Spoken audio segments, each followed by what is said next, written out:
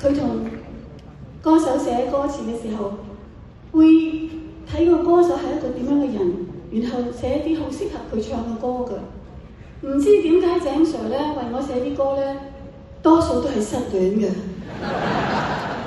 又成日咧都單戀嘅，即係冇乜好結果嘅。咁但係我係覺得好甜蜜，即係自己心裏邊覺得係好高興咧。井 Sir 係覺得即係我係一個咁痴情嘅一個人啦。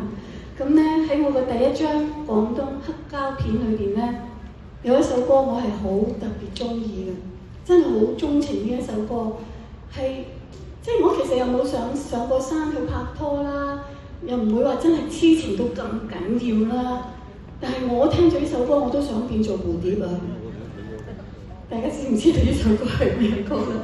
就係我最新嘅一首歌，就係叫做《蝴蝶戀》，請大家